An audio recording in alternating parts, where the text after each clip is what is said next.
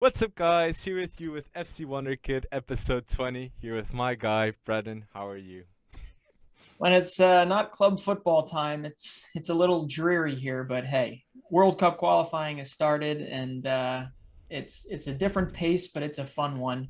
And oh, by the way, we had that little thing where the transfer window shut. Are we going to talk The- about that like the oh, whole yeah, time? yeah. Yeah. Oh, yeah, yeah, yeah. Oh, We got to okay. talk about that. Like, Fabrizio Romano, like, that Twitch, that live Twitch, Oh, like, unbelievable. props to Fabrizio Romano. Like, really well done. Okay. That is the best in business, Fabrizio. Just Yeah, wanted to mention that. But I was quite surprised with some of these transfers, of okay? course. And Griezmann. Yeah, Whoa, Griezmann has officially bounced yeah, from Barcelona unbelievable. because he won't win anything.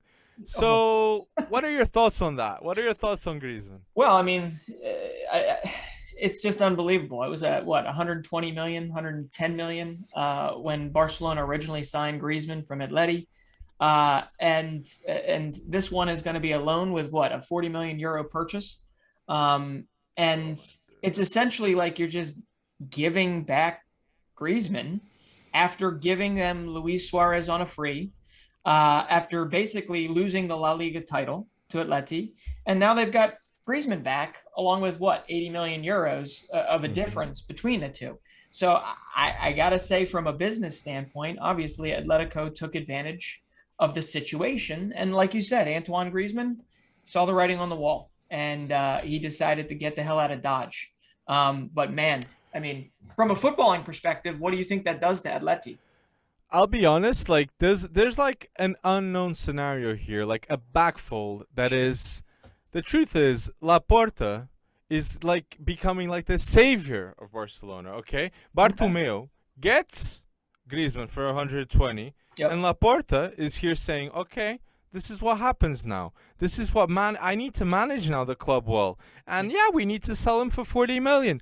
Look, it was the mistake of the previous guys. Of course. Okay, so for Laporta, letting go of Griezmann, that it was a failed project by the other board, it's smart, in my opinion. Well, And the wages, I think Griezmann was earning 700K a week, I think. could be. He's Yeah. not good enough. In Barcelona, Griezmann has been, or I won't say horrific, but he has been pretty poor. Yeah. Griezmann, Uh, wake up, like, Yeah, I mean, he certainly hasn't been. I guess what we would collectively say is his oh, himself at his prime. And who knows, a move to Atleti, I don't know if that actually brings it all back. But yeah, I mean, you're right. It's gone from one side of free spending to now it's like we got to tighten the purse strings and we got to start all over and rebuild it and take on short-term pain so we can have long-term glory again. And I can't fault him for doing that, but really mm-hmm, what it comes down to is, man, it was like straight from, I don't know, it was like 0 to 1, 0 to 60 in yeah. really quick time. So yeah, that was definitely one of these surprises. And And I was like, actually watching that Twitch when he announced that, and then there was a little worry that it was even getting done and all that good stuff. But man, that's crazy. and by Griezmann going, Yeah. Barcelona are saying Fati and Pedri, Mhm. it's time to shine. Yeah. Griezmann's gone, Messi's gone, Fati and Pedri, it's Yeah. time to shine. They need to. Like it's a big responsibility for them. Like Yeah, but I'm excited. I yeah, but don't think Coleman is the guy. Okay, I'd put Xavi now. I'd put okay. Xavi now. Like I feel like Xavi didn't go in the past because there was big characters in that locker room. Yeah. And now I think there's more characters like PK, like Jordi Alba, Sergio Roberto, that they want the best for Barcelona. So I think a coach like Xavi there, it might work out well. I It, don't know. I mean, yeah, no, I mean, hey, it worked out well for Chelsea. Oh, wait, no, just kidding. I mean, bringing obviously a legend back, and let's be honest, Xavi hasn't necessarily done it at this ridiculous level Mm. previously, but Yeah, I mean, come on, he's one of the most storied figures in Barcelona history. So absolutely, would I love to see that resurgence of Barca with a lot of these young guys and these guys that really care about the club. Obviously, and yeah, Yeah. Ronald. I mean, Koeman. What he's got Martin Braithwaite and Luke De Jong leading the forward line now. And that buy there. So that Yeah, buy is a baller. I'll be honest, the buy is a baller. But sure. like Luke De Jong and Bright White, like what? it's, What? Like it's an interesting Fati time. is needed desperately. Okay, now, like right now, Yeah. like put Fati on the pitch, man. Like it's, Yeah, oh, this just felt like a fire sale, like a balance sheet pressured situation, fire sale, everything goes as long as it has value. And it's hopefully this is the beginning of a new era in Barcelona. And hopefully there's positives to come instead of the negatives we've seen. But man, hmm what a sea change in one transfer window to see legends leave the club. And I'm not calling Antoine Griezmann a Barcelona legend, but that is a big piece that has gone back and making who we think or who I think is the La Liga favorites currently again even stronger heading into this. hmm But that led to obviously another domino falling with Atleti. And what do you think of that last gasp loan signing of Saul by Chelsea? I think it was. I don't have very high expectations with Saul because I feel like it's not fair because he's going into a team that they're European champions, man. And do they need him really? Kind of maybe for support Yes. to have more depth. Yes. Yes, Yeah. and Tuchel, like he deserves to have like this full support of the Yeah. Chelsea board. Yeah. So if Tuchel, I think Tuchel may have asked for Saul. Mhm. So I think getting Lukaku and Saul in a transfer window. Come on, Luke. Yeah. Like that, Chelsea did an amazing job in this transfer window. The Yeah. money that they managed to bring in, and the way they solved the biggest problem that was the striker. Mhm. Like it's now like they're title contenders on Champions League front and on Premier League front. So there I'm you go. I'm with you there. And you know what I like, and maybe it's just because with Saul I have that 2016 mazy run against Bayern. I believe it was in the Champions League semifinals. That golazo is still ingrained in my mind as like vintage Saul. But no, I mean, yeah, he's a what? He's a Swiss Army knife. He's hmm a guy that can fill in a lot of spots. He is depth. But now you look across the board and you've got Jorginho, you've got Conte, you've got Mateo, and you've got Saul in the hmm midfield, right? And that's a fairly deep bench there for what season lies ahead. And there's a lot of season that lies ahead. So I thought that was kind of one of the more underrated big transfers when all is said and done. But you know, when I'm looking at it across the board, it was definitely a defender's type of a window, right? I mean, you're looking Yep. at Hakimi, Alaba, Nuno, hmm Upamecano, Romero, Donnarumma. I know he's a goalkeeper. Ibrahima Konate, Tamori, Emerson was one of the Yep. last gasp ones to Tottenham. Yeah, I mean, absolutely unbelievable transfer window to be a defender because they all, for the most part, got paid handsomely to move on. But what's another one you were looking at on the Well, deadline I day? like what I like to highlight too in the transfer was PSG went bold because PSG rejected 200 million Yeah, for Kylian Mbappe. yeah, So they value Kylian Mbappe for one season, okay, at 200 million. That is bold. Like I don't know, but that is bold, and I wasn't expecting it.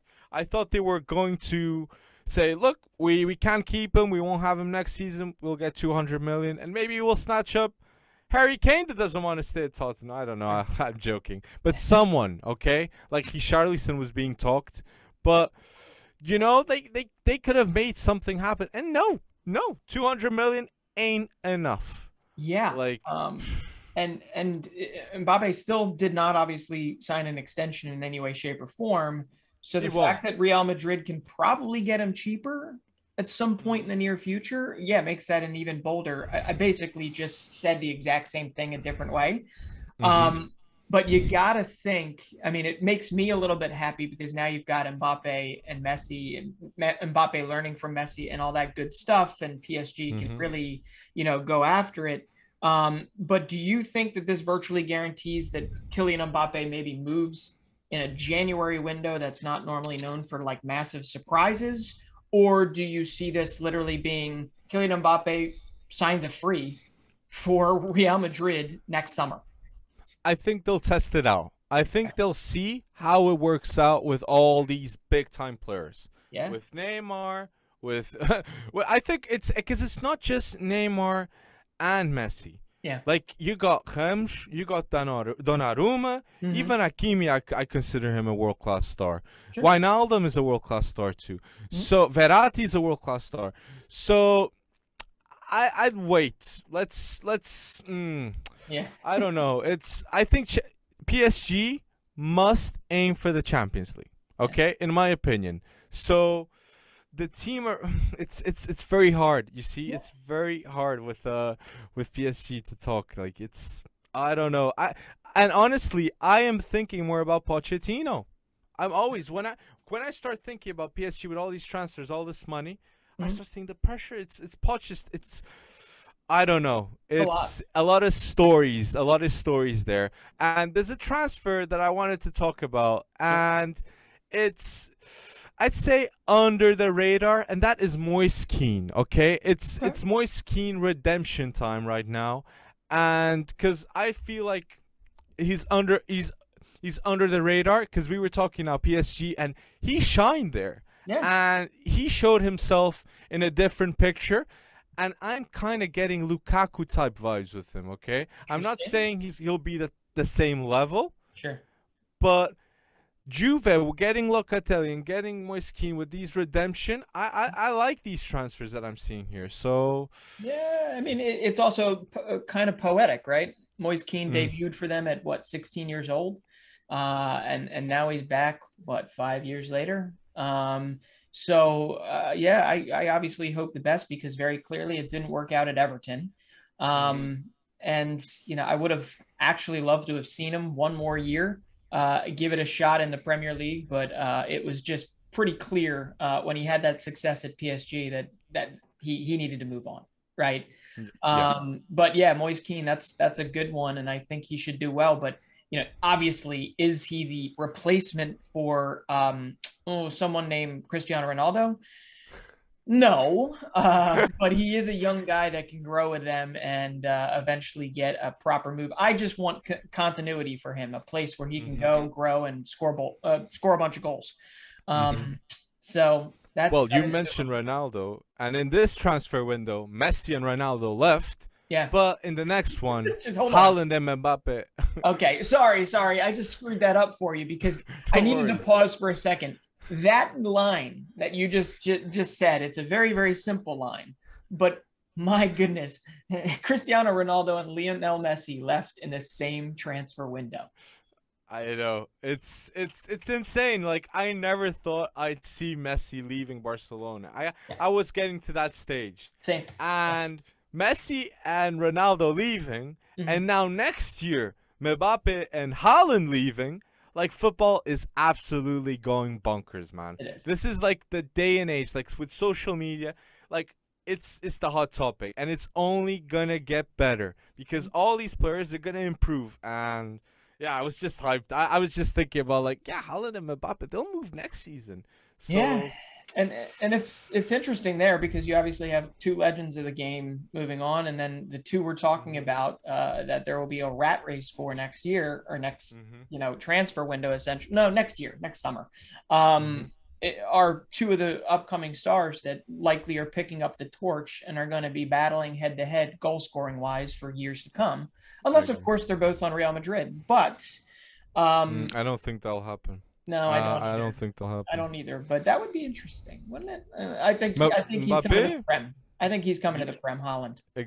I'm with you. I think Holland will go to the Prem, Yeah. and the more time passes, I'm more inclined to United, but that is a totally different conversation there. Yeah. And I like to mention, like, my final transfer, like, I found quite poetic to see was Pastore going to Elche. Okay. Like, seeing Fabrizio Romano mentioning Pastore even and going to Elche, Yeah. like, I just felt like a bit of my childhood, like seeing him go up Serie A and then going to Paris. Like, he's like Yeah. now at Elche. Like, I just felt I wanted to mention him because he'll be an underrated legend, Pastore, And- for years to come.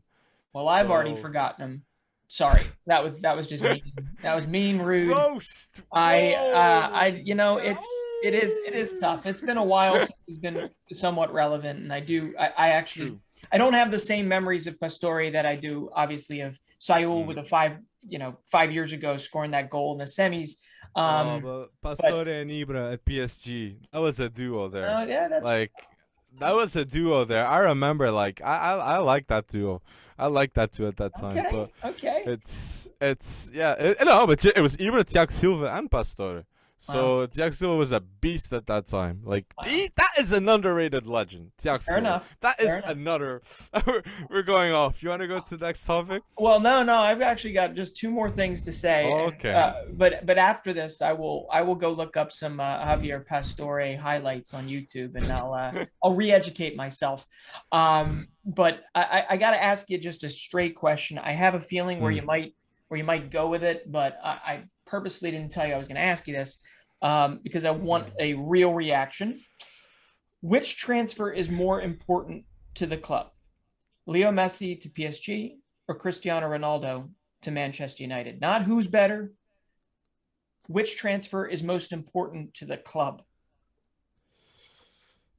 I'm gonna say Messi to PSG because PSG is gonna win a Champions League, and that never happened. Yeah, That's why I think that's my answer. Yeah, and United, they've won titles and they've won a Champions League with Ronaldo, sure. but I won't say equally, but he has a legacy there, and there's a storyline there at United, and I am sure that Ronaldo wants to conquer it. Okay, Sure. and like next Ballon d'Or, I honestly think the next Ballon d'Or winner might be or Messi or Ronaldo, one of the two. My. Wow. I really, yeah. This is bold. I think that this is gonna be like their last dance. This is gonna be the last dance for Ronaldo and Messi this year, Champions League. The fight in Now the or never. That's wrong. No, I honestly do think this Champions League is gonna be like it's now or never. Like for PSG. Yeah. For PSG, it's now or never for real. Yeah. But yeah, I mean, we're not even a month into the season, and this is already shaping up to be one of the greatest seasons of my footballing fandom. In just the storylines and the transfers and the all the things that could have happened that didn't happen, and all the things that we didn't expect to happen that did happen. But we talk about United because you're right. There's a legacy there, right? And there is a instilling Solskjaer, even if he is a little outmatched sometimes, at least in our opinion, from a tactical standpoint. He is trying to instill kind of that winning mentality that Sir Alex Ferguson had there, right? He's not trying to be Sir Alex Ferguson because you can't be, but he's trying to get the personnel in there that will help him kind of turn over a new leaf. And Ronaldo obviously fits the bill. Varane fits the bill. That's why they spent as much as they did on a Harry Maguire, because he very much just lives and dies by the club he's with, right? You can argue about his footballing skills, but when all is said and done, Harry Maguire will die for the badge, right?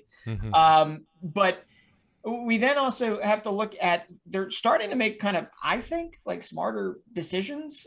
But there's one thing that really stood out, and this is my last transfer shout. Daniel James. Okay. You ready for this? They got 29 million euros for Daniel James. I believe they spent maybe 14 or 15 on him. Okay. Maybe a little more than that, 17 or 18. This just scared me.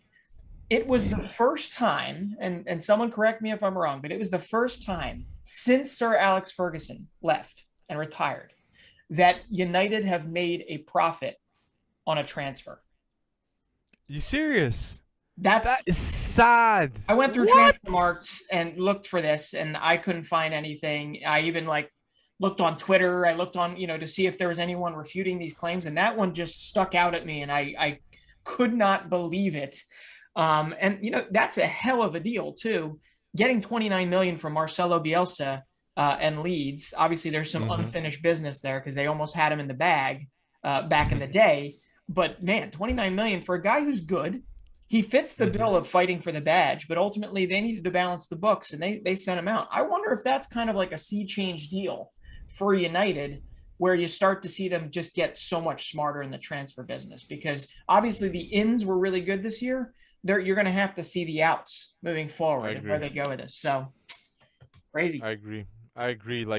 But I'm telling you, like, Daniel James with Bielsa, that'll look good, Brennan. Sure. Like, Rafinha looks amazing with Bielsa. I'm not saying Daniel James is the same, but he's very speedy, and he's got that unique trait. And there's no way forward for him with Sancho, and it was I was very surprised when I saw the number of 29 million euros.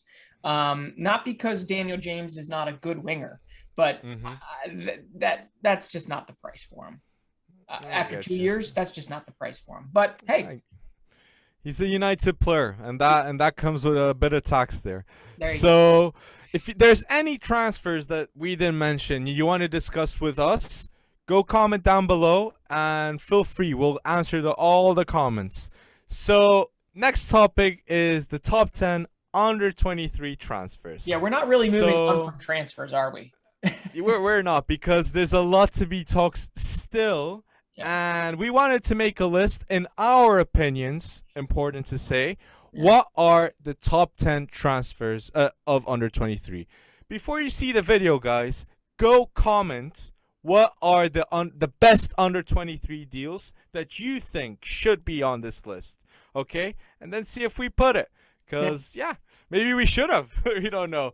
So I'll start here with my 10th. Sure. And my 10th is Konate. Ibrahim Konate, that went to Liverpool. Yeah. Why? Because first of all, he answers the call of Liverpool needing a center back, and it gives him depth. I'm not gonna say he's gonna be over Joe Gomez every game, but I do believe the moment that he kind of gets the groove at Anfield, he'll settle in. And Van Dijk and Konate next to each other. Two huge beasts. Corner kicks, free kicks, any kicks. Those guys are beasts. Yeah. So he's in my number 10 spot. I like that, and I'll raise you a center back. My number 10 is Fikayo Tomori. So obviously he didn't happen on the last day. Obviously there was a loan before that. May have already broken the rules of this top 10 U23 transfers. But no, I mean, Fikayo Tomori, I mean, it comes down to that whole Chelsea business thing. Their center back contingent essentially getting older and older, right? And understandably. And the AC Milan just saw a gem, polished a gem, gave him a chance, and now he's probably a shoo-in for being one of the top center backs in Serie A. Not the, but one, and definitely up there, top 2, top 3 when it comes to young center backs. So I just love kind of the narrative and the story behind that in terms of Tomori not really being able to get much game time with Chelsea. The narrative actually starting to support the fact that he was expendable at Chelsea. He goes to AC Milan, has a great start, and boom, now he's a rock in their center of defense moving forward, and they're going to need it with that Champions League group. I agree. That's my 10. I agree. And Tomori, like, people will see him soon in that England national team if he picks England. So, like, he's got it. Tomori has got it. So actually, my number 9 is kind of linked to all these players, and it's Tammy Abraham. Okay. I love him, and seeing Mourinho actually picking a youngster makes it so exciting for me, because youngsters, Mourinho, perfect combination. I'm joking. Yeah. But it'll work out well, and I did expect that, because Tammy is the type of player that he likes a poacher, okay, that is that knows that has the awareness to drift off and to stay in the middle. The type of player like an Eto, like a Milito, like a Drogba. Tammy Abraham fits the bill, and that's why I think Mourinho and Tammy will work out well. That's why he's in my number 8 spot. Yeah, Number nine number spot. 9. Sorry. Okay, yeah, yeah, and I actually have him higher up. So I'll tell you, Okay. I have him at 7, Okay. because I think Mourinho, after losing Dzeko, I think he's going to play him through his dry spells. I think he's going to play him through through thick and thin there, and he's almost even come out and said so. So I think that's a really, really good shout, and I think he's kind of a shoo-in for 10 to 15 goals. Hopefully, they're obviously hoping more in Serie A, but he's clearly gotten off to a really, really, really nice start in there. And I can't wait until Spinazzola gets healthy, and you get all their weapons pushing forward, and he's going to get good service there. So that's a good one. Well, my number 9 is a little bit different, and it's almost like a blast from the past if you're a Premier League fan. I went with Nikola Vlasic. Oh, okay. And it's funny, his last name is like a big brand of pickles here in the United States. So it's always weird. I never know how to say it. But West Ham, I know West Ham spent 35 million or so on Zuma. They spent another 30 on Vlasic from CSKA Moscow. And I just want to see from a narrative perspective how he can actually change things. Obviously, you're not getting Jesse Lingard back if you've got Vlasic. But he was essentially running a relatively strong CSKA Moscow attack and doing so effectively. He was probably the best player in the Russian league two seasons running, right? And him with West Ham, I really like with a shuttler like Antonio up top that can clean pretty much anything up and is strong and can be passed to, and just so many good qualities that West Ham has moving forward. I think he's going to actually knock it out of the park the second time around, because we know that when he went to Everton, it didn't work out at all. It didn't, and there was loads of expectations for him. So yeah. I was listening to that. I was like, will it work out again? I hope it does, man. Like, it's there. You go. Yeah, you want to? I'll go with my 8th now. My Sure. 8th position, and I think it's a really good call, and that is Manuel Locatelli. There you go. I'll be honest. This is the type of player that easily can be in the top 5. Sure. But this transfer window was so stacked that a type of player like Locatelli that balled out in that Italian midfield in the Euros. Okay, he didn't start every game because they were stacked with Jorginho, Verratti. Come on, like I get you. Yep. So Locatelli at Juve, he'll start, and they needed something right there in midfield last season. And having a player that knows what it takes at Juventus and is in a needed spot, I think it can work out really well with Allegri. Sure. So I'm very excited, and I put him in my 8th spot. Yeah, what a player! I mean, his ascendancy recently has just been really, really fun to watch. And like you said, he started the first game, and then a little bit of a crowded midfield in the Euros, but hey, the best midfield at the Euros, and they ended up winning the Euros, and he totally played the role phenomenally well, and he will get his chances at Juve. So 8 for me is another center back. I go pretty center back heavy here. Cuti Romero to Tottenham. He's aggressive as hell. I watched him quite a bit during the Copa America. Unfortunately, he was injured for some of it, so he didn't really get he ended up winning the Copa America. And he's just a really good piece for Tottenham to kind of rebuild around their defense, right? Their defense around. And, it's funny that we say this while there's this whole quarantine thing going on right now. They went to, Cuti Romero went to join Argentina for their big World Cup qualifiers. They play Brazil in a couple hours. And they're going to have this 10-day or 14-day mandated quarantine period. So we probably won't even see him that much in a Spurs shirt for a while. But I really like what they've been doing, is because with Spurs, they signed Romero, and immediately Eric Dyer and Davinson Sanchez, they've already been playing better than they had in like the 1 or 2 seasons prior on average, you I know? agree. So having that collective group that is a whole lot younger than the Vertongans of old, the Toby Alderweireld, uh, Alderweireld. yeah, Alderweireld. Okay. Having a younger crew that is going to be moving together, being aggressive and incredibly expressive, I think is going to be really good. He's the reigning Serie A Defender of the Year. I I agree. mean, it's a good I addition. agree. I don't know why He's it's low at 8. It probably should be higher, but it's a big deal. he's in my seventh. Like I put Romero in my seventh spot, leading up Okay. to what you said, Yeah. because it's all what you said. It's the impact that Romero is gonna have at Tottenham. It's what you said.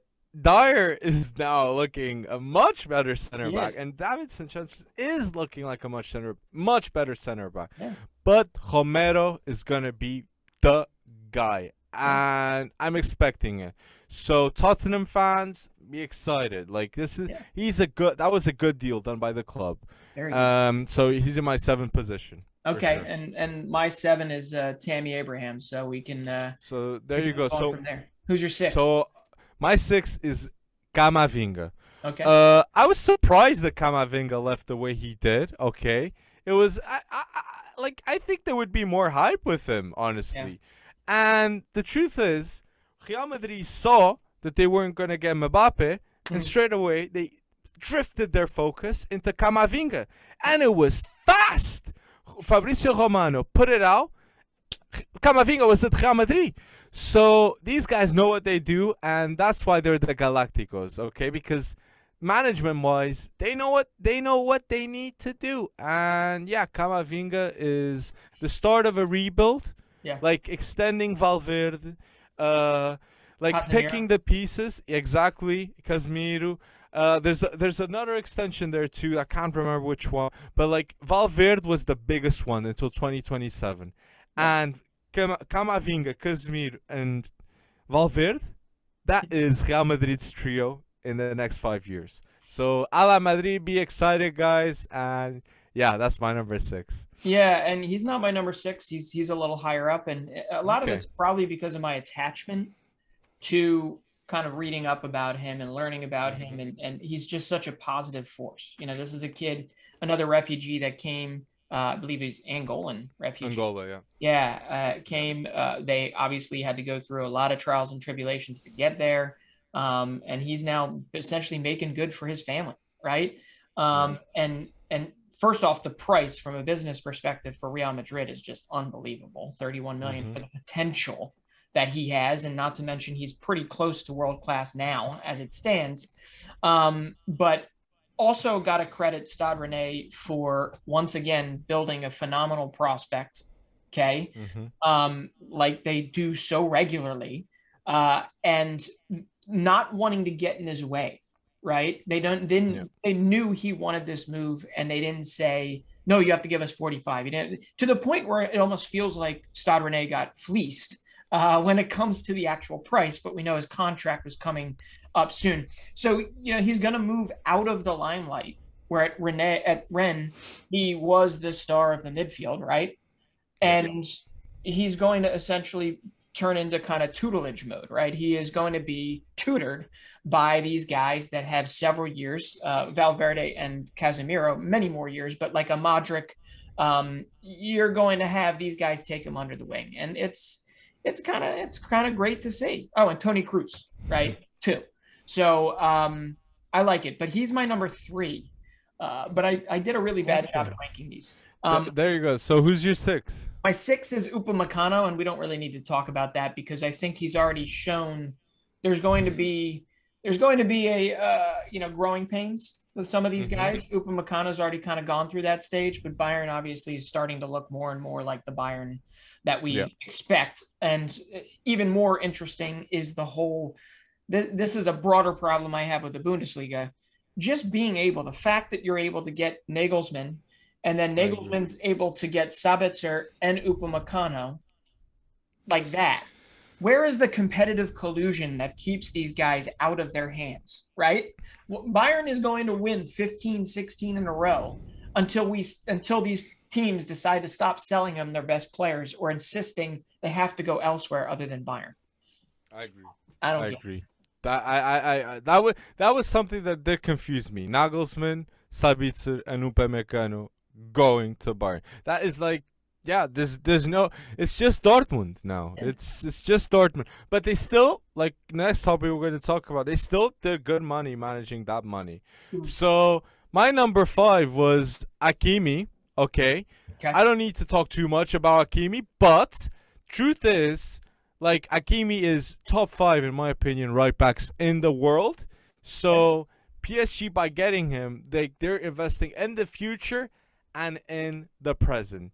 So another player that it's extremely exciting to see. And my 4, going with the 5 and the 4, for Upamecano. Okay. Konate was my 10th, Upamecano my 4th. Okay. I think it makes sense. Upamecano is I won't say much better, but he's a better player right now. Okay. And it's what I like most about him is the way how he can be so, like, speedy in terms of brute. Like, he's got that acceleration and the tackle and the awareness. Like Upamecano against Haaland, okay? There was a Bayern against Dortmund recently, and Upamecano had an amazing job stopping Haaland. So, yeah, there you go. Top 3? Oh, yeah. You want to keep going? Do your top 3? Oh, no. Sorry. No, I mean, I just think it is funny if Upamecano can stop the 6'4", brute force of Haaland coming at you. That's a good indication of things to come, and he's only going to get better as long as he stays healthy. And the funny thing is maybe he'll even keep Emmanuel Neuer in place, right? Neuer in place, so he's not dribbling all over the place, because Upamecano likes to do that every once in a while. All right. Well, my 5 is a guy that I don't even feel qualified to talk about because he's such a favorite of yours. Okay. My 5 is Nuno Mendes. And I didn't do number 1. I didn't do number 3. I didn't do number 4. And the real reason is this is a loan. This is essentially, for me, it's like a trial period to see, is he ready for the jump? Now, some people call Liga Un a farmer's league. We obviously don't necessarily agree with that, but Nuno Mendes is going to essentially join a team that has Champions League aspirations, Champions League expectations, and he's going to fight with, I believe it's Abdou Diallo and Juan Bernat, right, for left back duties, and he's going to win, and we're going to see him front and center the whole season, and I am very excited for that. But I have him as a 5 because Hakimi, for me, putting 60 million in up front to a guy that they are surefire, they know he is going to be a piece of their future. I felt like that was deserved of higher to the top of the top 10. So 5 is Nuno Mendes, and I just want to get your quick hot take on that. How do you feel about it? Like, I'll be honest, Nuno Mendes is in my top 3 under 23 transfers. Okay. Like, no doubt. And just for starters is, remember when I told you that Nuno Mendes for sure wouldn't leave for 30 million? Yeah. For sure. Okay? And this is what you didn't notice, I see. It was 47 million. Was it 7 million to pay the loan. Sure. And 40 million. I'm going to say it. Nuno Mendes is number 1 young left backs in the world. I'm gonna say ahead of Alphonso Davies right now. Oof. I am. No. I am gonna say it. Yeah. And again, in the future, in a year's time, I'm gonna say 6 months. I think it'll be enough. People are gonna be saying, "Oh my days, he was right." Yeah. Fair enough. Hey, fair enough. I'm going to respectfully disagree on the Fonzie Davies. I still think Davies has got him, especially if he stayed healthy over the last 12, 18 months. But and can I say this? Yeah. Can I say this? Sure. Just like Bruno Fernandes leaving Sporting for 60 million is a bargain now, Nuno Mendes leaving for 40 million Sporting is going to be seen as a joke in the future. It is. I'm putting that expectations in the. I'm putting those You'll see. You will see that kid is going to be one of the top. Just this is a simple argument, in my opinion. How much do you pay for a top 3 left back in the world? How many top? What Like would it's Alfonso so. Davies go for right And now? right now we Yeah. have right backs for days, Yeah. but left backs we don't have too much. Yeah. So I see that, and for me, getting a left back maybe is more important than getting that right back spot. You know, Fair enough. so I'm because Baker, like last Champions League, Neymar was yelling at Baker saying, "I need a left back," and trust me, Yeah. Messi, con un mensch, Messi with Nun Mensch, that is gonna look beautiful, Yeah. beautiful. I'm excited to see it. I don't mean, Oh. I do understand it's 7 million up front and 40 at the end, but they do. It's not necessarily an obligation to buy, is what I'm aware of. Correct? Well, It's a if he gets potential. injured, Well, yeah, okay. exactly. But it's not like they are definitely going to pay the 40 million. It's like if he's worth 80 by the end of the loan, they're only paying 40. And frankly, Sporting did a stupid deal. And I still think Sporting did a stupid deal because I feel like You'll their see. valuation of him was Yeah. 60 to 80 just Yeah. 6 to 12 months ago. So I don't Yeah. understand really what happened there unless No, he extended his contract, Yeah. which was from 40 or 45 to 70 million. Okay, Okay. and that was a big standpoint, and that at that point, that's when I thought, okay, Sporting are really going to try to make him the world's most expensive left back in the world, because it was Ben Chilwell, the highest paid transfer ever. I think it was 55 million, roughly Sounds 52, right, yep. 55. Yeah. And I honestly do believe that getting Nun Minch for the same price is a better deal. People think I'm crazy because you haven't seen him, man. And you're gonna wait, everyone in England, you're gonna see Nun Minch against Man City. And Man City fans, you're gonna be thinking, what? This is the guy we needed at the left. So I'm hyped for when that comes. So I'm just gonna say my top three because Yeah. we're going year around. We're going And everywhere. yeah, my top three under 23 transfers are Nun Minch, Sancho, and Donnarumma. Okay. Donnarumma's my number one. Come on, best players in the Euros. If that guy moves, he's the best in any list. Yeah. So there I'm you with go. you. All right. Well, my 4 was Camavinga. My top 3 is Sancho, Donnarumma, and I actually have Hakimi as number 1. I do. What? I do. Hakimi ahead of Donnarumma, Mil. Yeah, What? yeah.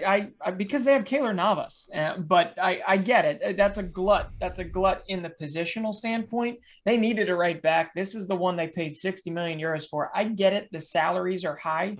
But up front, this is who they made their upfront investment in. I just said upfront a bazillion times. Sorry. True. So, and let's be honest, Hakimi, I think Nuno Mendes is a better one, better defender than Hakimi on the left side. Hakimi, though, is a bomber forward, and so is Nuno Mendes. But I'm just looking at that, and they're likely going to have to move to a 3 center back, potentially, right? Yeah. Because they're going to, for all intents and purposes, they're attacking wingers. I mean, come on. Yeah. And these games, it feels like almost PSG is going to be winning games 6-2, 5-4, 8-1, because it feels like offense is the best defense. But also, Nuno, Kimpembe, Sergio Ramos, Marquinhos, and Hakimi. How do you feel about that as your spine? That's good. That's a Champions League winning team. That is a Champions League winning team. And this is what I find so interesting. The biggest problem of PSG last season not to get the Champions League was the fullbacks. Now, PSG is arguably one of the top 3 teams with fullbacks in the world. Yeah. Like, in my opinion, they're my favorite duo, Nun Minch and Hakimi, okay? Fair enough. Attacking-wise, Hakimi is perfect. Defensive, he's not the best. But Nunu, they'll compensate more on Hakimi's end. But that was good to see. Yeah. So you want to go to the next topic here? Yeah, we just go to some of the under the radar ones. Exactly. Right? So because these are big names here, the top 10, and I know many of our listeners like to know unknown talents. Yep. So we're gonna mention some, and if you guys have unknown talents that we won't mention, go to the comment section and go comment who we should have mentioned. Absolutely. So there you go. Could you start there? Sure. he's not going to be the highest in quality, and he was not 11th on my top 10. But I have to go with the. I'm going to start with some happy times for Arsenal.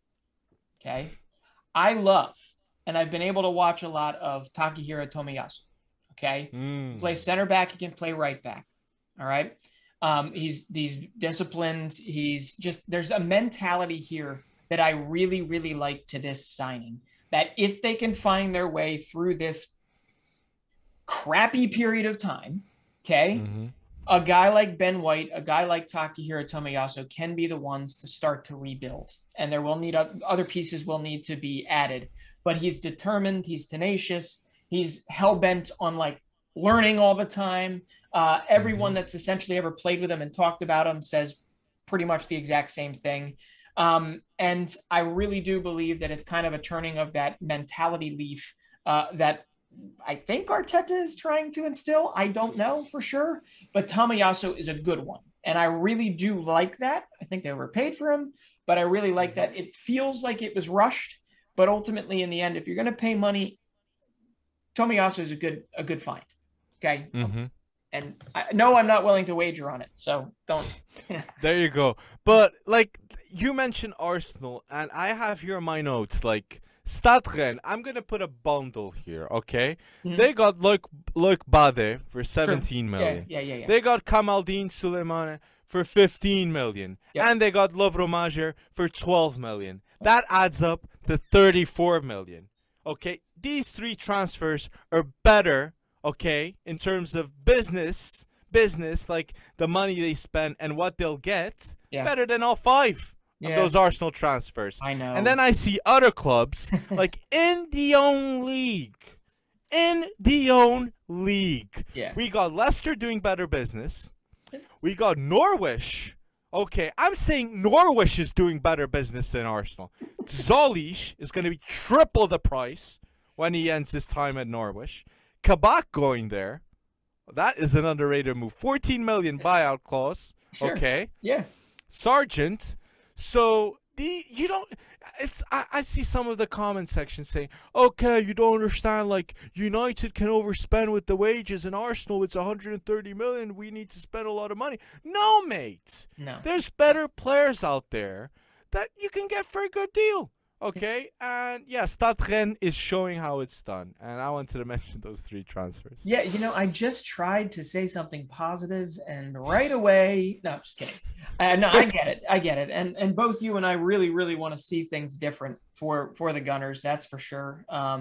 It's just a matter of time, and hey, I could spend pretty much a whole episode talking about all of the gems that they've got in their academy that they're not really going to give a chance to. So maybe we do that one day when things calm down a little. But yeah, no, that's a good shout. I mean, Stade Rennais has been really, whoever their chief scout is, I want to know them. But the next one I got is also going to stay in the Premier League. And this is a guy I really think has been kind of under the radar because he left Barcelona on loan multiple times. He's probably got the best hair in all of the Premier League now. It's kind of David Luiz-ish. But Marc Cucurella, I mean, he's been really high up on pressures won. Basically, a lot of these stats that you don't actually see as part of the game unless you dig deeper, right? But he is relentless. He's just perfect. In that sense, to the point where I almost thought like an Arsenal should go after him, but they have Kieran Tierney and whatever.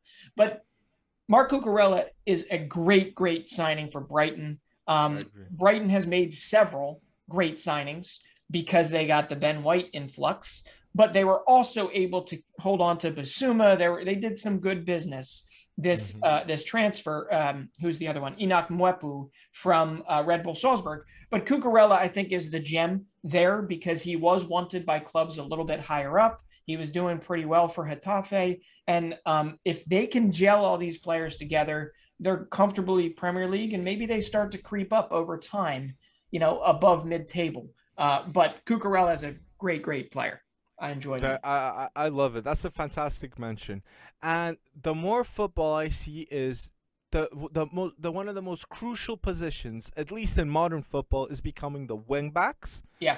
And I think Brighton having Tariq Lamptey at one side, Cucurella on another, Mm, like those crosses, this speed, they have the difference there. yeah. And yes, I do feel that that is a big testament signing to stay in the Prem. So Yeah. Cucurella, that's a fantastic deal.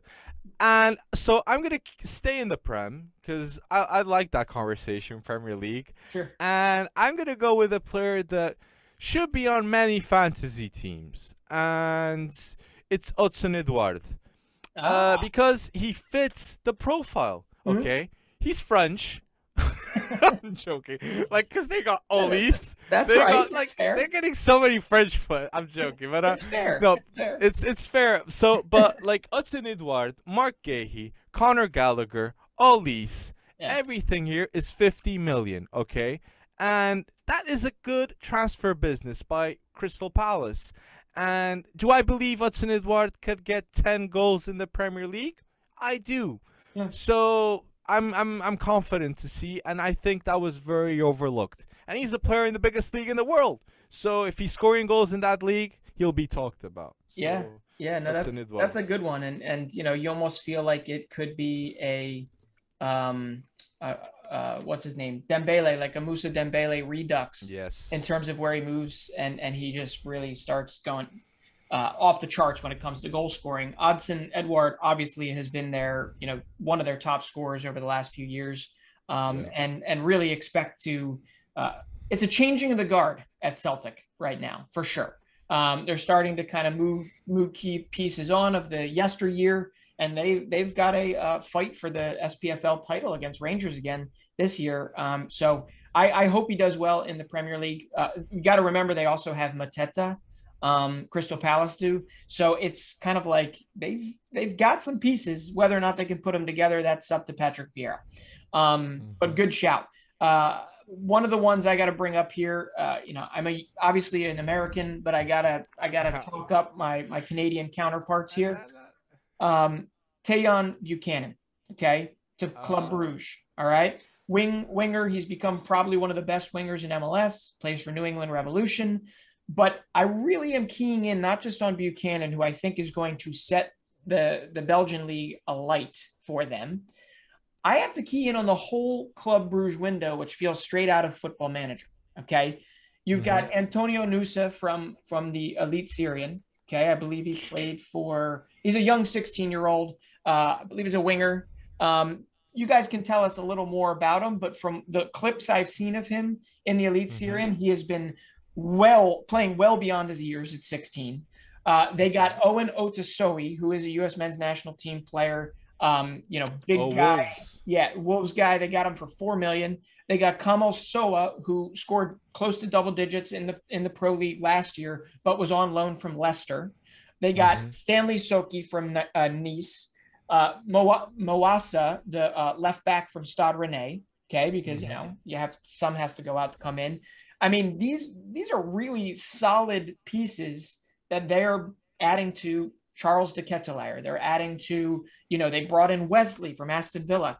So I don't know what it is that made them feel like they needed to like revamp their whole roster, but they collected U23s, and that's always going to get my attention. Okay. That that's yeah, they did. That's good deals there. If you're collecting Yes. youth, Yeah. that's getting good deals there. So I'm gonna mention now RB Leipzig. So Okay. uh getting Brian Broby, I Yep. feel like that was done so soon. Yeah. And I feel like if it was done at the late times in the market, people would be so hyped. Mm. And in Josh Gvardiol, Okay. I feel like he wasn't talked about enough, and Gvardiol will be the type of player that at RB Leipzig, I won't say he'll be at the standard of Upamecano, but he'll be a fantastic replacement. Yeah. Yeah. And another mention I wanted to do in my unknown transfers is Noah Lang. Right. Okay? A player that has a redemption and has a storyline, it's Noah Lang. And boy, oh boy, I think he's going to be a player that maybe in 3 years, he'll be going to the Prem for 30 or 40 million, and I won't Ooh, be surprised. that'd be It's pretty just a good. big injury. He Yeah. had such a big injury, okay? Yeah. And what I'm liking is I'm seeing the old Noah Lang, okay? The groovy Noah Lang. They're not afraid of risking Noah Lang. So, yeah, I'm very excited And on maybe that. that's why Club Bruges is collecting U23s, is because they know the writing's on the wall there. Exactly. And if they get 30 million for a guy they only spent 7 or 8 on from Mm-hmm. Ajax's academy, that's pretty good. But Let's see. that's he is a solid player and fearless up there. And so I'm actually going to kind of stay. Well, actually, I'm going to go to the Bundesliga and I'm going to say Mm-hmm. something kind of negative about Arsenal. So just prefacing it, Vahid Fagir, the Mm. young 18-year-old from I don't know how to say it, but Vela, I believe is how it's pronounced, one of the Danish Superliga clubs. He's a bigger striker, only Mm-hmm. 18 years old, widely seen as one of the best forward prospects in all of Denmark. Really, this is kind of a phenomenal transfer window for any Danish prospect, right? There's Mm-hmm. like 6 or 7 that moved in this transfer window. Deremy to Ajax, Jesper Lindstrom to Frankfurt, Fagir to Stuttgart for 4 million euros. I love this particular move because it has Sven Okay. Mislintat written all over it, and I may have mispronounced his last name, but Sven Mislintat was essentially the go-to guy, the technical director for Arsenal up Okay. until he left last year. He's the guy that was responsible for Aubameyang. Okay, he was the guy that brought in. Okay, some of the ones that got fanfare early on, like Lucas Torreira. I believe he also brought in Matteo Guendouzi, but they ended up kind of, once he left, unceremoniously to join um, Drifted away. Stuttgart. They kind of became whatever, and now they're cast-offs essentially, right? But what it comes down to is Mislintat knows, how to scout these players. I think he's also credited for Ousmane Dembele for bringing him into Dortmund and then selling him off to Barcelona. But just a really, really interesting thing to look at because, yeah, Stuttgart's pretty good at identifying talent, and this 18-year-old is one that is you're gonna want to watch him. Okay. I wish I had. We need to do one where we actually go in the specs and the scouting specs on all these guys, but we don't have time to do that here, so we'll have to do it at a later date. But watch for him in Stuttgart's ranks for sure. There you go. The missing transfer and the last under the radar under 23 transfer was, it wasn't very under the radar, but it was in the deadline day, in my opinion. It was Moriba. Okay, Okay. because we're talking about players like Kamavinga. We're talking about all these big, huge storylines, Yeah. and we forget that Moriba was balling out at Barcelona. Okay, when they needed a player, not a youngster. They needed a midfielder. Yeah. And it was a youngster who stepped up. And he went to the exact place we wished Yeah. he would go. So I'll be honest, he was in my top 10 under 23 transfers. So I had to mention him Sure. in the under the radar cuz it's just had to be. Like Yeah. it's a tough loss for Barcelona too. Like Moriba is a tough loss for Barcelona. It is, and I understand their way of rationalizing that was that his wage bill expectation was just out of this world for a kid his age.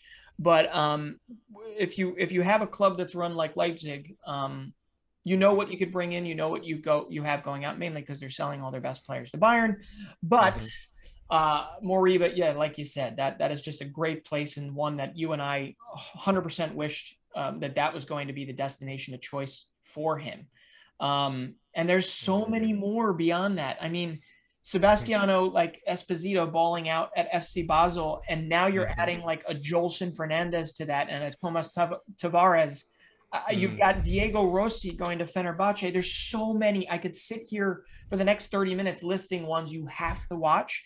They're all, they're not all like ones you got to go out and buy on FIFA, but these are just great developments for some of these young players. So if you really want to know in a particular place, a particular team, what we think of some of the transfers, please shoot it in the comments section because we would be happy to give you our opinion on that. Exactly. There you go. Like if there's so many, like we could have so many comments, and yeah, we'll answer them, and that's more knowledge. And Yep. you'll love to see that. So you want to go to the next topic? Absolutely. This is a fun one. Okay, so like what has been happening now in recent football? It's World Cup qualifiers. Yeah. So what's your like? I'll like to mention the first one and Sure. watching that Ireland. Like, my mom's Irish and I've lived in Portugal all my life, so watching Portugal against Ireland is really weird for me. Yeah. Speaking on a personal level, mas eu sou tuga, okay? Por isso também sinto. So, so I do feel the Portuguese side too, and it's weird because the draw is bad for both. Yep. But I'll be honest, that Ronaldo moment like was pretty amazing. Ronaldo showing up on the spot, 2 headers. Yeah. But I'd like to mention the guy who suffered the headers, and Gavin Bazunu, and Man City loan at Portsmouth. And I knew about him. He was at Shamrock Rovers, right, in the past. I believe so. And Yeah. there was a lot of hype around him, and then he went to City. Yep. So I checked him out, but I wasn't expecting this type of quality. And I'll be honest, he won't stay at Man City playing like that. Okay? So the saves he did saved the penalty against Portugal. Yep. And yeah, that was an unbelievable performance. I just had to mention it. So Yeah, against CR7, right? Too. yeah. That's got to be one for the record books, or one you'll remember the rest of your life. Now, Gavin, that was a great performance, and of course, it was Cristiano Ronaldo that basically stole all 3 points and 2 headers, and man, it was just you almost felt for the Irish. But then again, they lost to Luxembourg earlier, so they didn't really deserve to get any 3 points. Let's be honest. And I don't mean that in a bad way, but it is what it is.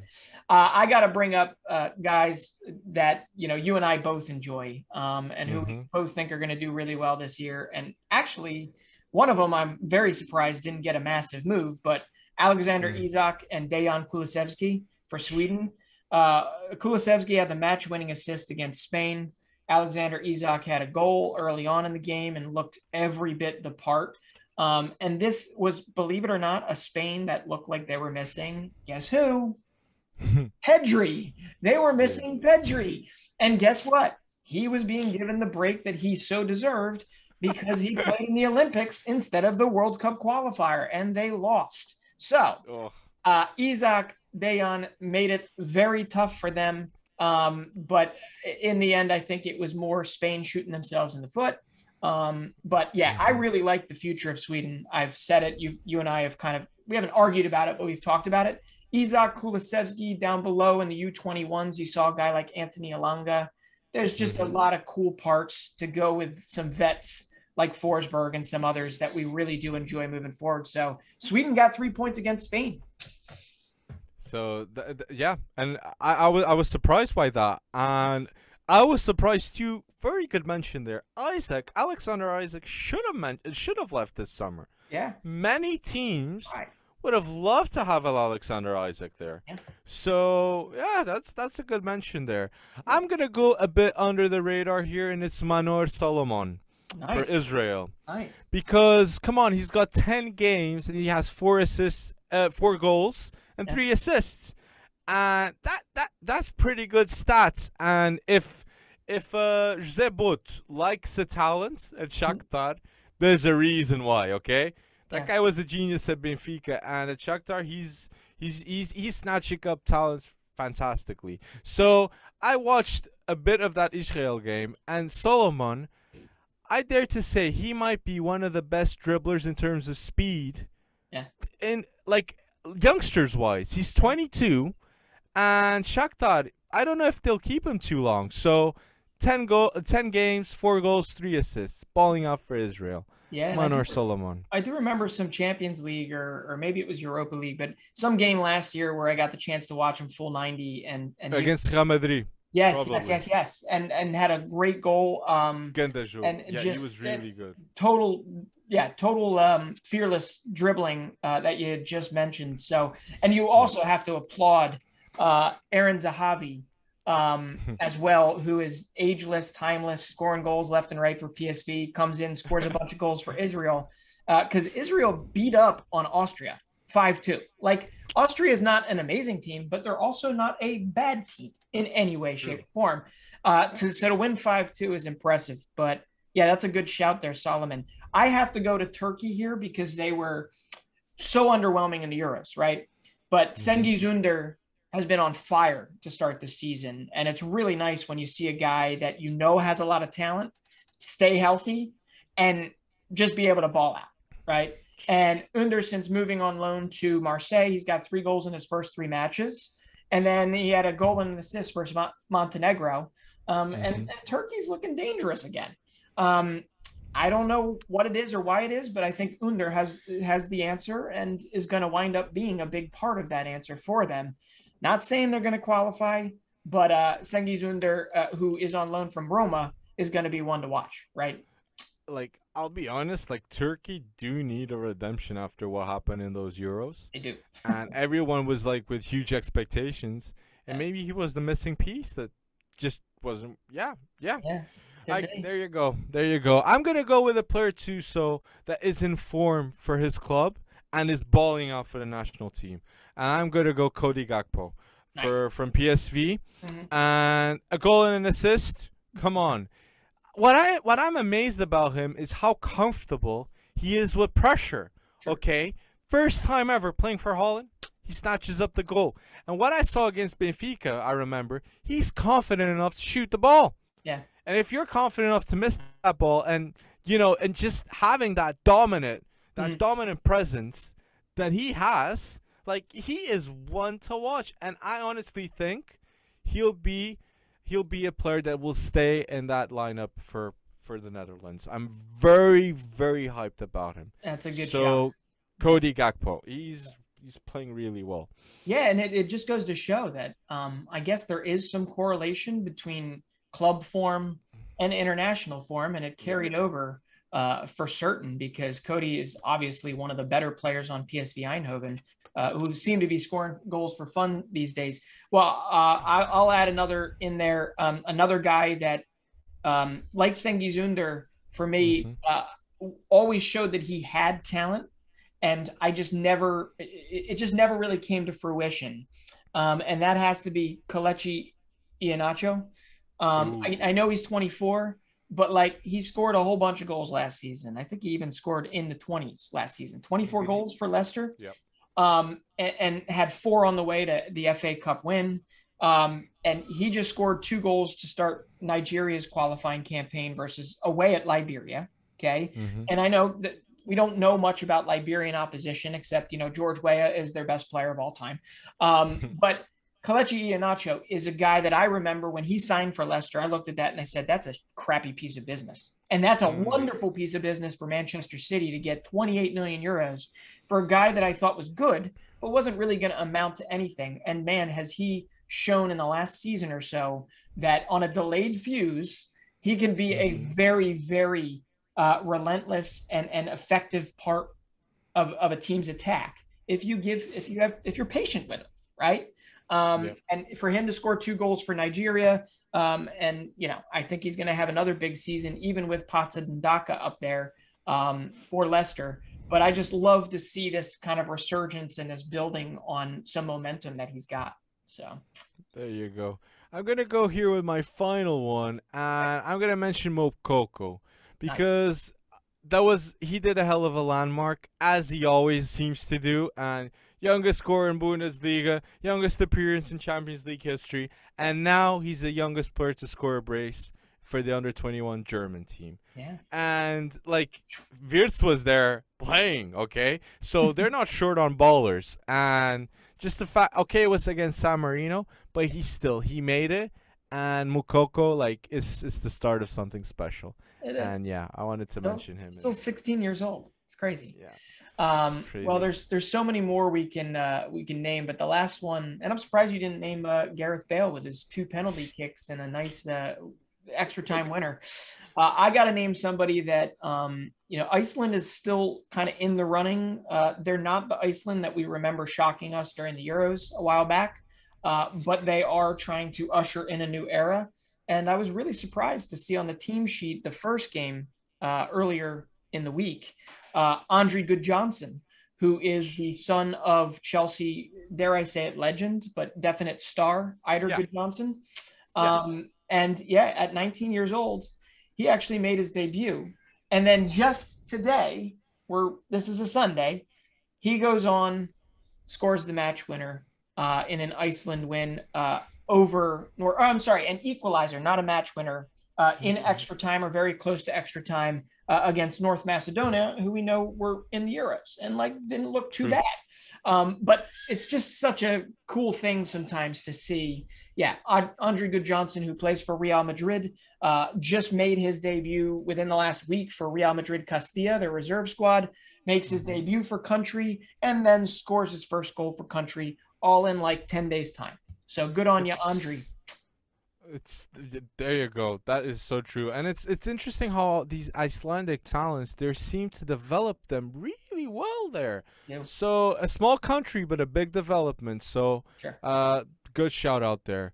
So there you go, guys. Like, if there's any player that we forgot to mention in the World Cup qualifiers, go comment down below, guys. Okay. So many. Go subscribe. Go follow. I'm joking. If you're here at the end, you might as well subscribe, all right, isn't it? Yeah. So there you go. We got podcast 20 in the wrap. 20 podcasts, 20 hours. That is insane. Okay. Yeah. And yeah, guys, thank you so much for all the support. The community is insane, and we're gonna keep on growing.